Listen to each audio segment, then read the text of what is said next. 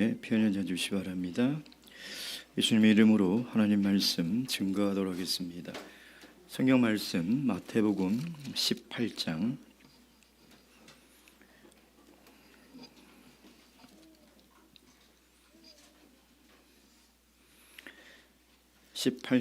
1절에서 10절까지 말씀 찾으셨으면 저와 함께 교도하도록 하겠습니다. 제가 1절부터 읽도록 하겠습니다. 그때 제자들이 예수께 나와 가로되 천국의 수는 누가 크니까?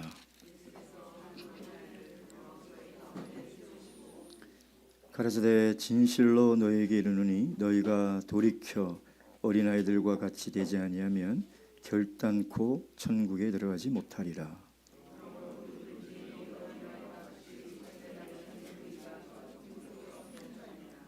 또 누구든지 내 이름으로 이런 어린아이 하나를 영접하면 곧 나를 영접함이니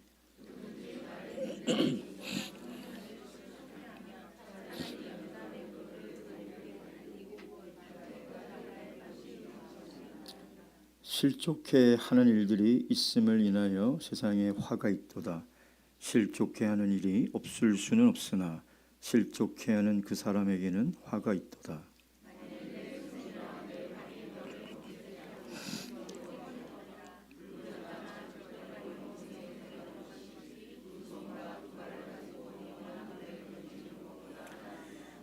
만일 내 눈이 너를 범죄케 하거든 빼어내 버리라. 한 눈으로 영생에 들어가는 것이 두 눈을 가지고 지옥불에 던지우는 것보다 나으니라. 삼가 이 소자 중에 하나도 없인 여기지 말라. 너에게 말하노니 저희 천사들이 하늘에서 하늘에 계신 내 아버지의 얼굴을 항상 배움느니라. 아멘. 얼마 전 다른 지역에 있는 교회 성도님이 이런 말씀을 하셨습니다. 이분은 일반 교회에서 저희 교회로 개종을 하셔서 오셨던 분인데요. 참예수교회는 재정 보고도 굉장히 투명하게 하고 일꾼을 직분을 세우는데도 굉장히 투명하게 하는다. 이런 교회를 본 적이 없다. 이런 말씀을 하시더라고요. 그래서 그분의 말을 들으면서 참 우리 참교회가 하나님 보시기에도 일꾼을 세울 때에 좀 이렇게 깨끗하고 하나님 보시기에 기뻐하는 그런 교회가 되어야 할 것이 아닌가라는 생각을 해봤습니다. 왜냐하면 사람이 모이는 곳에는요 늘 비교하는 마음이 생깁니다. 비교하는 마음이 생기면 경쟁이 생겨요. 뭐냐면 누가 더 인정받냐, 누가 더 크냐, 이런 마음들이 꼭 생긴다는 것입니다. 오늘 예수님께서 제자들과 3년 공생하면서 제자들도 예수님께 물어보잖아요. 천국에서 누가 큽니까? 참 듣기에는 굉장히 신앙적인 질문처럼 들리지만 사실은 그 속에는 깨끗하지 못한 자리와 지위와 높아지려고 하는 더러운 욕망이 숨어 있다는 것이죠. 누가 더 크냐? 이 질문과 문제는 비단 세상에만 있는 문제가 아닙니다. 제자들의 공동체에서도 나타나는 문제며 오늘 교회에도 나타나는 문제라는 것입니다. 그래서 예수님이 이 질문에 천국의 서열을 말씀하지 않고요, 천국의 질서와 가치 그리고 하나님 나라가 세워지는 본질적 방향이 무엇인가를 가르치고 있다는 것입니다. 이것은 제자 공동체에 하시는 예수님의 말씀인가 동시에 오늘 말세의 참교회에 하시는 예수님의 귀한 교훈이라는 것입니다. 오늘 이 말씀을 통해서 우리 교회도 일꾼과 사람을 세울 때 정말 하나님 보시기에 깨끗하고 또 인정받고 기쁨이 되는 그런 교회가 되기를 주님의 이름으로 축원드립니다. 이 제자들의 질문에 예수님께서 어떻게 대답하시는가 먼저 보도록 하겠습니다. 1절 그때 제자들이 예수께 나와 가로되 천국에서는 누가 크니까? 그때가 언제입니까? 예수님이 십자가를 지고 죽어야 한다 라고 제자들에게 가르친 그때에, 사실 굉장히 중요한 때죠. 예수님의 공생의 사역을 다 마무리하고 예수님이 이 땅에 오신 목적을 성취하는 굉장히 중요하고도 굉장히 예수님께서 이것을 받아들이는 것이 참 쉽지 않은 그런 중요한 때입니다. 그런데 제자들의 이 질문이 뭡니까? 천국에서 누가 더 큽니까? 여러분, 제자들이 하나님 나라에 대해서 궁금해서 이 질문을 했을까요? 안타깝게도 제자들은 아직도 하나님의 나라가 어떤 곳인지 이해하고 있지 못하는 것이죠. 3년을 그렇게 가르치고 3년을 그렇게 하나님 나라에 대해서 설교를 하고 하나님 나라를 보여줘도 하나님 나라가 어떤 곳인지를 몰라요. 왜 그럴까? 관심이 없죠. 왜냐하면 온통 관심이 이 땅에만 있으니까. 아무리 영적인 설교를 들어도 깨달음이 없는 이유는 내 마음이 하늘에 있지 않기 때문인 것입니다. 내 마음이 영적인 가치에 없는데 아무리 들은들 그게 깨달아지겠습니까? 안 깨달아지는 거죠. 그리 제자들의 이런 질문을 들은 예수님의 마음은 얼마나 아프겠습니까? 그런데 다른 복음서에 보면 사실은 제자들이 가버나움을 가는 중에 서로 이거 가지고 싸웠어요. 크게 싸웠어요. 도대체 누가 크냐? 마가복음 9장 33절. 마가복음 9장 33절.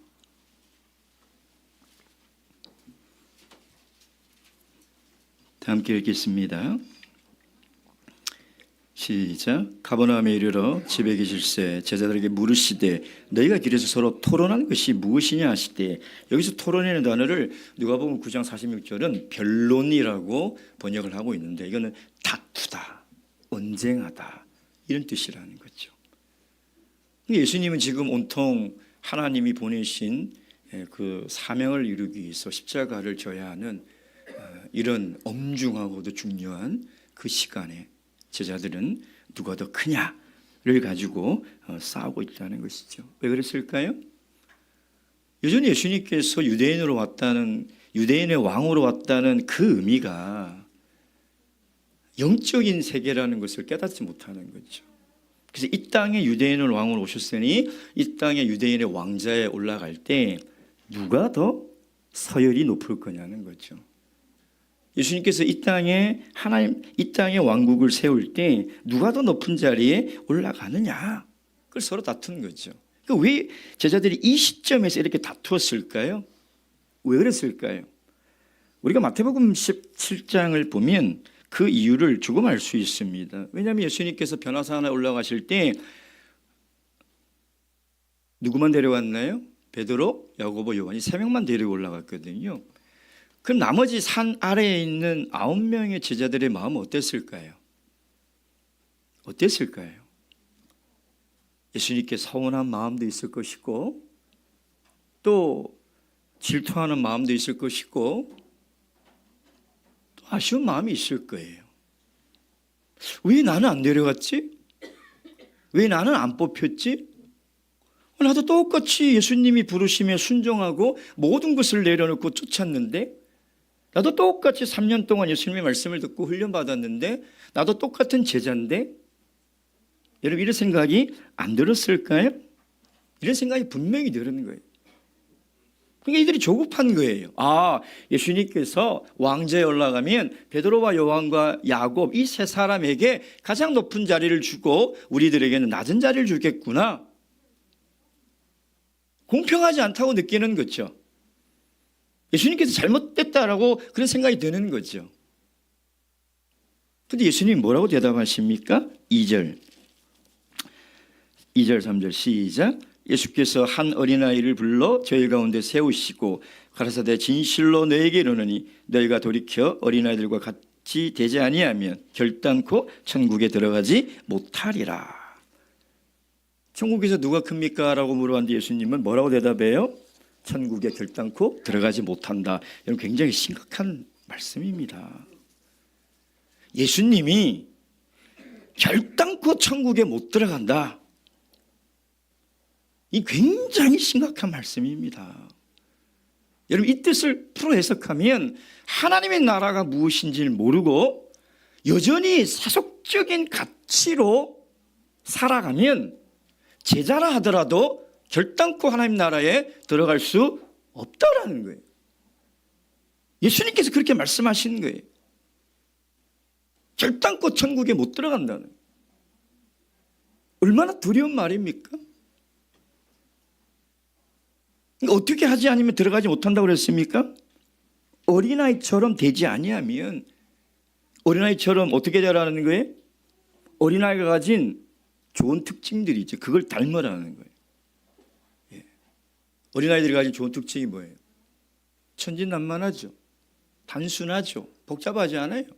그리고 굉장히 순종적이에요. 예. 어린아이들은 정말 순종적이에요. 별 이렇게 그게 없어요. 근데 정말 가지 특징 중에 뭘 배우라는 거예요? 4절 시작. 그러므로 누구든지 이 어린아이와 같이 자기를 낮추는,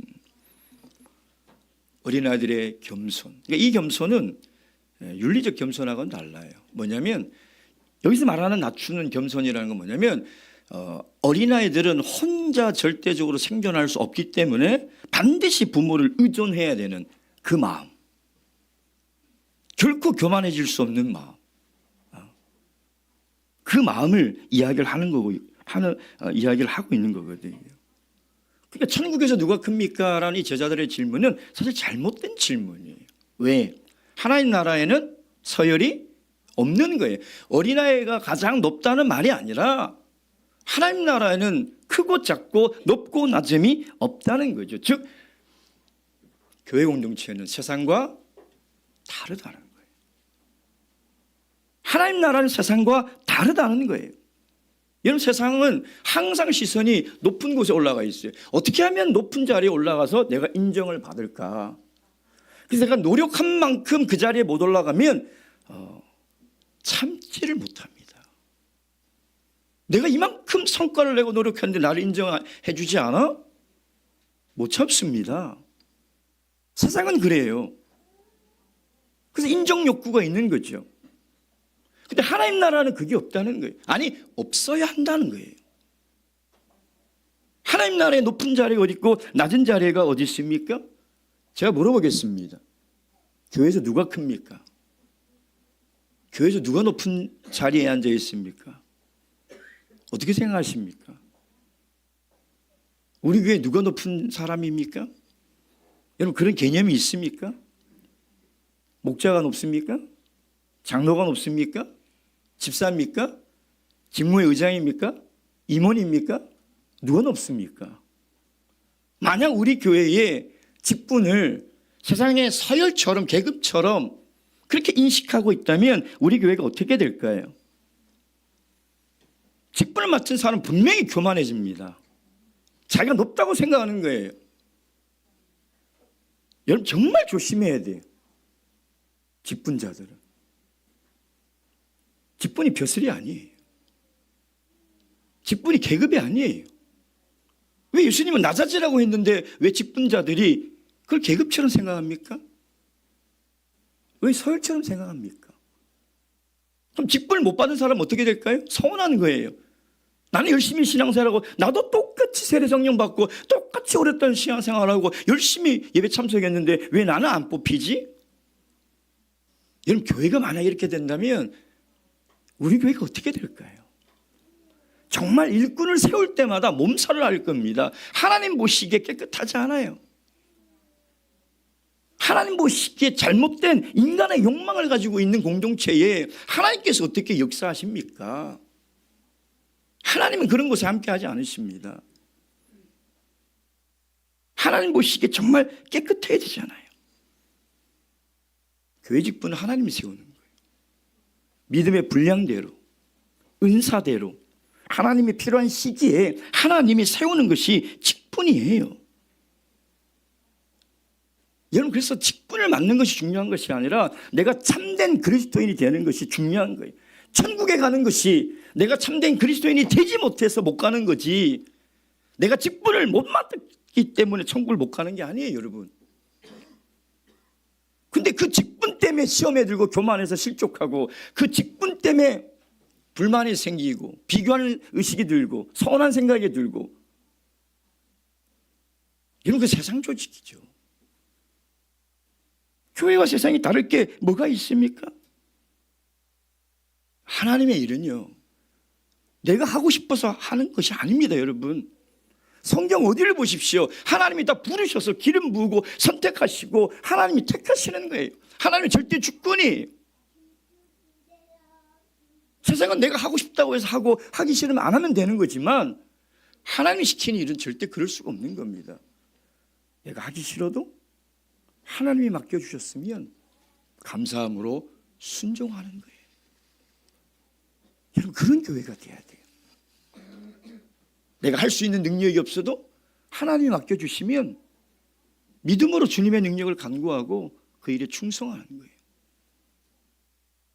여러분, 그게 교회 공동체의 본질이에요.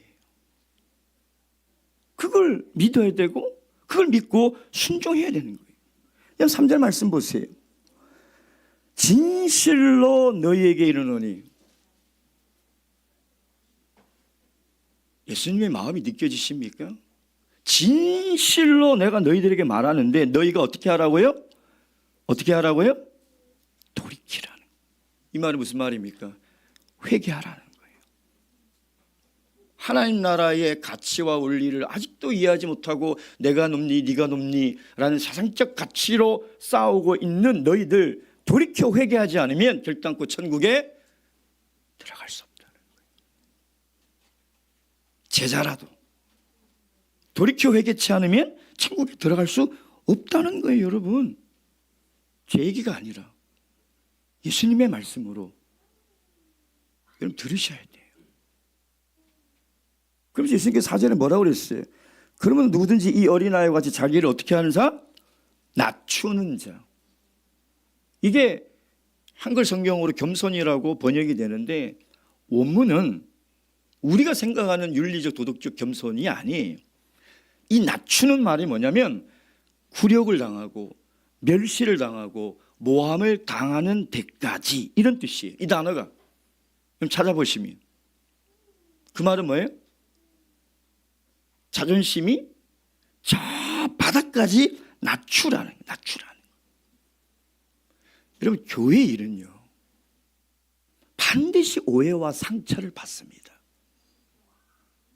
교회 일을 제가 오래 해보니까 반드시 오해와 상처를 받아요. 이거 무서우면 교회를 할 수가 없어요. 저는 신앙 나올 때 아예 제 스스로 결심했어요. 나 오해받으러 하나님 일을 하는 거니까 내가 오해받고 상처받는다고 이 일로 내가 낙심하지 말자. 저는 아예 정리를 하고 나왔어요. 여러분, 상처받는 일이 한두 번입니까? 오해받는 일이 한두 번이겠어요? 23년 목회하면서 자존심 상한 일이 한두 번이겠냐 이 말이에요. 그럴 때마다 내가 마음이 무너지고 그럴 때마다 내가 이 일을 하는 것을 내가 후회하고 했다면 저는 지금 이 자리에 없어요. 없죠? 있을 수가 없는 거예요, 여러분. 여러분, 하나님의 일을 하면 스스로 내가 낮춰져야겠다고 선택해야 돼요. 내가 결정해. 나는 낮아지겠다. 그래서 자존심이 저 바닥에 깔려 있으면 오해를 받든 굴욕을 당하든 모욕을 당하든 상처가 안 돼요. 그것으로 내가 하나님의 일을 하니 마니 그걸 두고 고민하고 감정이 상해서 내가 그만둬야 되겠다, 그런 하나님 앞에 불신앙적인 모습을 보이지 않는다니까요. 자기를 낮춰야 돼. 자기를 낮추는.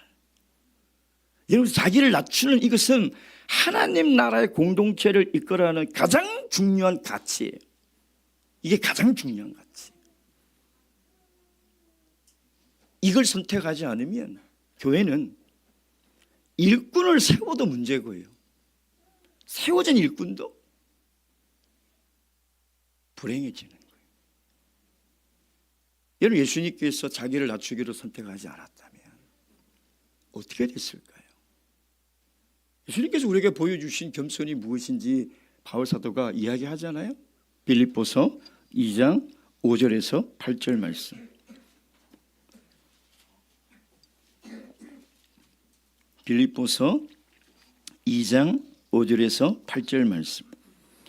함께 읽겠습니다. 2장 5절에서 8절 시작. 너희 안에 이 마음을 품으라. 곧 그리스도 예수의 마음이니 그는 근본 하나님의 본체시나 하나님과 동등됨을 취할 것을 여기지 아니하시고 오히려 자기를 비워 종의 형체를 가지사 사람들과 같이 되셨고 사람의 모양으로 나타내사 자기를 낮추시고 죽기까지 복종하셨으니 그 십자가에 죽으심이라.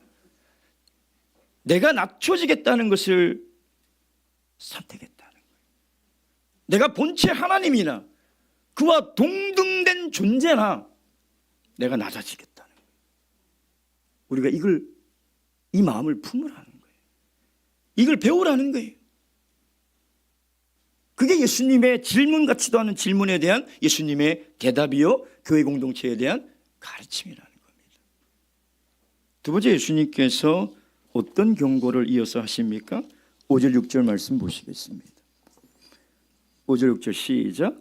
또 누구든지 내 이름으로 이런 어린아이 하나를 영접하면 곧 나를 영접함이니 누구든지 나를 믿는 이 소자 중 하나를 실족해 하면 차라리 연자맷돌을 그 목에 달리우고 깊은 바다에 빠뜨리는 것이 나으니라.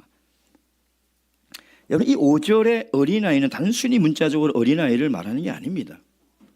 이 어린아이가 소자, 작은 자로 바뀌거든요. 이 말은 뭐냐면 교회 안에서 작은 자를 얘기하는 거예요. 교회 안에서 작은 자가 누굴까요? 교회 안에서 작은 자가 누굴까요? 아동부일까요? 그 말을 하는 게 아니에요. 세상에서 소외될 수 있는 사람들, 가난하거나 배움이 없거나 병들거나 약하거나 부족한 사람들, 이런 사람들을 얘기하는 거예요. 근데 누구든지 나를 믿는 이 작은 자 중에 하나를 실족해 하면, 여러분, 실족해 하다는 단어를 마태복음 17장 27절에 우리가 한번 봤죠. 그러나 우리가 저희를 오해케 하지 않기 위하여. 성전세의 이슈 때 예수님께서 이 말을 하잖아요. 실족해. 그래서 이 말의 의미가 뭐였습니까? 함정에 빠지고 넘어지고 신앙에서 떠나는 걸 지금 얘기하는 거거든요. 그게 뭐냐면 이 교회 공동체 안에서 이렇게 작은 자라도 이렇게 교회에서 볼품없고 쓸모없는 것처럼 느껴지고 아무것도 아닌 이 작은 자라도 만약에 실족해 하면 예수님께서 어떻게 한다고요? 어떻게 한다고요? 연자맷돌을 메고 깊은 바다에 빠뜨리려는 것이 낫다. 이 과장법이죠. 굉장히 큰 과장법이에요. 연자맷돌이 어떤 맷돌인지 아시나요? 연자맷돌. 연자맷돌은 사람이 돌리는 게 작은 맷돌을 얘기하는 게 아니에요. 짐승이나 당나귀가 돌리는 이만한 맷돌이에요. 몇 톤이에요. 몇 톤. 여기 깊은 바다는 사해를 가리킨다고 얘기하고 있거든요. 사해는 정말 어떤 생물이 생존할 수 없는 곳이에요. 그러니까 몇 톤짜리 맷돌을 목에 메고 사람이 생존할 수 없는 바다에 빠진다는 것은 뭘 얘기하는 거예요? 하나님의 심판이 어마어마하게 클 거라는 거예요. 그러니까 예수님이 그 당시 가지고 할 수 있는 모든 강한 강조법을, 과장법을 다 동원해서 제자들에게 지금 경고하고 있는 거예요. 이 교훈을 들은 제자들은 엄청 두려웠을 거예요. 그렇지 않겠습니까, 여러분? 이 경고의 말씀을 듣고도 아무렇지도 않은 사람은 뭔가 이상한 사람이죠. 예수님은 굉장히 지금 심각하게 제자 공동체들에게 이야기를 하고 있는 거예요. 그러니까 누군가가 나 때문에 실족하면 나는 하나님께 어떤 심판을 받냐면 수토나는 연자맷돌을 목에 메고 그 깊은 사해바다에 빠져 죽는 것보다 더한 심판을 받게 된다는 거예요. 얼마나 무서운 말씀입니까? 여러분, 우리가 한 해를 마무리하는 이 연말에 여러 가지 우리의 삶을 돌아보고 또 생각하고 또 잘 정리를 해야 되지만 그 중에 하나가 용서를 구하고 또 용서해야 해요. 한 해가 지나가는데도 아직도 내 마음에 용서를 구해야 될 사람에게 용서를 구하지 않고 용서해야 될 사람을 용서하지 않고 새해를 맞이한다는 것처럼 비극적이고 불행한 것이 없습니다. 여러분, 우리가 사람끼리 신앙생활하는 공동체다 보니까 서로 오해할 수도 있고요, 서로 투닥투닥 할 수도 있고 의견이 안 맞아서 할 때도 있어요. 그건 불가피한 거예요. 근데 문제는 뭐냐면 그 이후에 계속 미워하며 살 겁니까?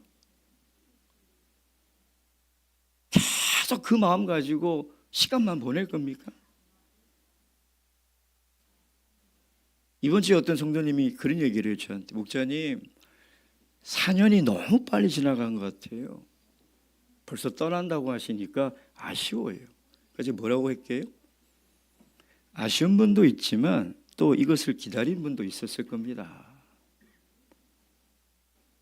저에게 목회하면서 보니까 어떤 교회는요, 갑자기 교회를 안 나오다가 담임 목사님이 떠나니까 교회를 나오면서 신앙이 회복되더라고요. 그래서 떠나는 것도 유익이구나. 어쨌든 한 영혼이 신앙이 회복됐으니 그 왜 저랬을까 봤더니 목자님이 마음에 안 들었구나. 그러잖아요. 마음에 안 드는 목자를 일주일에 최소 한 번 이상 보려고 하니 그것처럼 참 힘든 일이 어디 있습니까? 얼굴만 보고 인사하고 하면 되는데 1시간 내내 미운 얼굴 보고 그 얘기 들으려니 그 말씀이 들어오겠냐고요. 떠나는 것도 유익이에요. 그 성도님을 보면서 그래, 그럴 수도 있겠다라는 생각이 들어요. 나도 성도를 세우고 성도의 믿음을 세우라고 목회를 하는데 나의 말과 설교에 상처를 받고 실족하는 분도 있을 수 있겠다, 그런 생각이 드는 거예요. 그래서 혹 제가 부족해서 말로 여러분들의 마음을 아프게 하고 상처를 줬다면 너그러운 주님의 마음으로 용서해 주세요. 용서하셔야 돼요. 그 용서 구할 일이 있으면 용서를 구해야 돼요. 예수님의 명령이니까. 서로 용서하라고 했는데 왜 이렇게 예수님의 제자들은 그걸 못하나 이 말이에요. 너무나 마음이 아파요. 실족해 하지 않는 일이 없을 수는 없으나 그런 일이 일어났을 때 빨리 용서를 구해. 사람은 다 실수하고 연약하지, 완벽한 사람이 세상에 어디 있습니까? 그럼 서로 용서하며 서로 용납하고, 여러분 5절에 또 누구든지 내 힘으로 이를 어린아이를 영접하면, 영접한다는 말은 뭐냐면 서로 용납하고 받아들인다는 거예요. 이게 대접하고 환영한다는 뜻이 아니라 수용한다는 거예요. 그 연약함을, 그 실수를 받아들이고 수용하고 용납을 한다는 거예요. 용납을 한다는 거예요. 그래서 예수님은 그런 공동체가 되라는 거예요. 서로 높아지려고 서로 비교하고 세상처럼 그런 공동체 만들지 말고, 여러분 혹 여러분의 말과 행동으로 누군가가 상처를 받고 실족한 일이 있다면 반드시 용서를 구하세요. 결단코 천국에 못 들어가는 예수님의 명령을 듣고도 왜 망설입니까? 뭘 망설입니까? 천국에 들어가는 것보다 더 중요한 일이 세상에 어디 있습니까? 천국에 들어가는 일보다 시급한 일이 도대체 세상에 어디 있습니까? 미룰 거를 미루세요. 미뤄도 될 일을 미루세요. 용서하세요. 그리고 용서를 구하세요. 그것이 오늘 예수님께서 제자 공동체들에게 주시는 교훈이라는 겁니다. 베드로전서 1장 22절 말씀.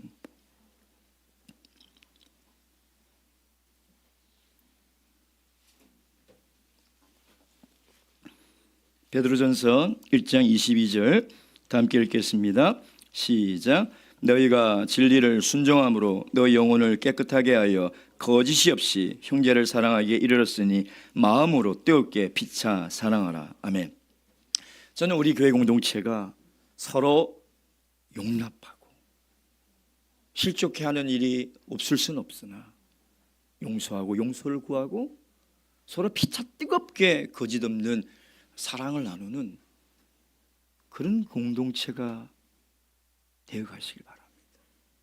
마지막 세 번째, 예수님께서 제자들에게 또 이 교회 공동체를 위해서 어떻게 치리하라고 하십니까? 다시 우리 18장 8절 10절 말씀, 8절 10절 말씀 읽지 않겠습니다. 좀 섬뜩하죠. 예.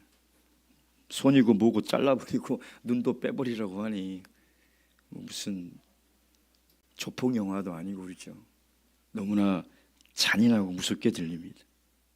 근데 여러분, 이 똑같은 말씀 어디서 한번 들어본 기억이 없습니까? 똑같은 말씀. 그렇죠. 그래서 제가 설교를 똑같은 걸 또 해도 괜찮겠다는 생각이 늘 들어요. 기억을 못하고 계시니까. 다음에 혹시 제가 영혼의 강사로 와서 똑같은 걸 하더라도 마음이 놓일 것 같아요. 예수님께서 이 설교 한번 하셨어요. 똑같은 내용, 똑같은 단어로, 똑같은 문장으로. 마태복음 5장에 보면 마태복음 5장 29, 30줄에 똑같은 말씀을 하십니다. 똑같아요. 근데 대상이 다르다는 거예요. 대상이. 마태복음 5장이 하는 대상은 개인이 범죄했을 때를 얘기하는 거예요. 개인이 범죄하면 차라리 온전한 몸으로 지옥에 가는 것보다 장애를 가지고 천국에 가는 게 낫다. 세상에 천국에 장애가 어디 있어요? 그만큼 범죄하지 말라는 것을 예수님께서 강조하시려고 이 말씀을 하는 거예요. 그럼 오늘 마태복음 18장의 대상은 누구냐? 공동체예요. 교회 공동체를 얘기하는 거예요. 그러니까 교회 공동체의 작은 자를 영적으로 넘어지게 하는 일들에 대해서 경고하는 거죠. 의인화하는 거예요. 교회 공동체. 교회는 그리스도의 몸이니 각 지체가 누구는 팔이고 누구는 다리고 누구는 눈이잖아요. 그러니까 지금 교회 공동체를 얘기하는 거예요. 교회 공동체. 그럼 손이 범죄했다는 것은 뭘 얘기하는 거예요? 눈이 범죄했다는 건 뭘 얘기하는 거예요? 누굴 얘기하는 거예요? 교회를 어지럽히고 교회를 문제를 일으키고 성도들의 신앙을 실족해 하는 사람들을 얘기하는 거예요. 그런 사람들 어떻게 하라고요? 떼어내어 버리라고. 내어 쫓으라는 거예요. 내어 쫓으라는 거예요, 여러분. 여러분, 교회는 세상에 죽어가는 영혼을 구원해야 되는 사명이 있음과 동시에 교회 안에 있는 성도들의 영적인 영혼을 지켜야 하는 사명이 동시에 있는 거예요. 그걸 목양이라고 하는 거예요. 목양. 그래서 예수님께서도 요한복음 10장에 뭐라고 그랬어요? 나는 양의 문이니 삭군 목자는 양을 돌보지 않는다라고 얘기하잖아요. 그러니까 교회 공동체의 중요한 사명 중에 하나가 뭐냐면 이 기존에 있는 양들의 영혼을 영적 강도들에게 빼앗겨서는 안 되는 거예요. 영적 강도들의 목적은 뭐냐면 신앙에서 실족하게 만드는 거예요. 실족하게. 그래서 하나님과 멀어지게 만들고 진리에서 떠나게 만드는 거예요. 이게 영적 약탈자들, 영적 강도들이. 바울사도도 에베소 교회를 떠나면서 에베소 장로들 불러 모아놓고 뭐라고 얘기합니까? 우리 사도행전 20장 29절 30절 말씀 보겠습니다. 사도행전 20장 29절 30절.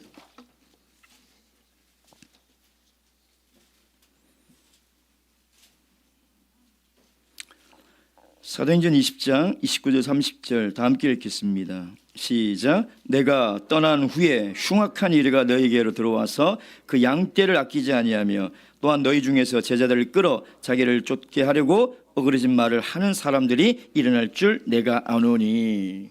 여러분, 이 바울 사도의 염려와 이 권면은 5년 후에 정확하게 일어났어요. 에베소 교회.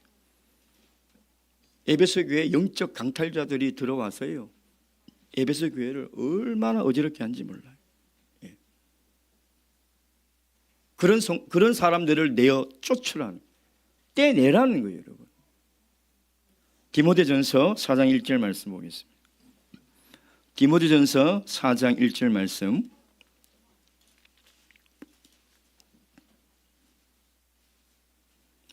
디모데전서 4장 1절 다 함께 읽겠습니다. 시작. 그러나 성령이 밝히 말씀하시기를 후일에 어떤 사람들이 믿음에서 떠나 미혹해하는 영과 귀신의 가르침을 쫓으리라 하셨으니, 어디에서요? 교회 안에서요. 교회 안에서 미혹하는 영, 거짓 선지자들, 거짓 교사들의 출현은 여러분 예수님과 요한계시록에서 끊임없이 예언하고 경고하는 거잖아요. 그럼 우리 안에 이런 잘못된 거짓된 성도들을 실족해하고 미혹해하고 진리에서 떠나는 자들이 분명히 일어난다는 거예요. 그때 어떻게 하라고요? 교회에서 내어 쫓으라는 거예요. 떼어내버리라는 거예요, 여러분. 근데 여러분 마태복음 18장 8절 9절 10절을 여러분 유심히 읽어보면 예수님께서 이렇게 엄히 경고하고 교회를 치리하라는 목적이 뭐냐면 돌이켜 회개하여 영생에 이르게 하는. 다시 얘기하면 예수님의 권징은 그들이 회개하기를 원하는 거예요. 깨닫기를 원하는 거예요. 깨닫지 못하면 어쩔 수 없는 거예요. 그래서 그렇게 하느니 차라리 손과 발과 눈을 다 잘라내고 눈을 빼서 천국에 가는 게 낫다는 것은 그만큼 돌이키라는 거예요. 회개하라는 거예요, 여러분. 그게 예수님의 진심이고 예수님의 마음이라는 것입니다. 여러분, 오늘 예수님의 이 교훈 앞에 우리 교회가 세상의 방식으로 교회를 섬기고 이끌어가는 것이 아니라 하나님 나라의 방식을 세워야 돼요. 서로 용납하고 서로 세워주고 서로 섬기는 공동체, 그런 공동체가 되시기를 주님의 이름으로 축원드립니다. 묵도하시겠습니다.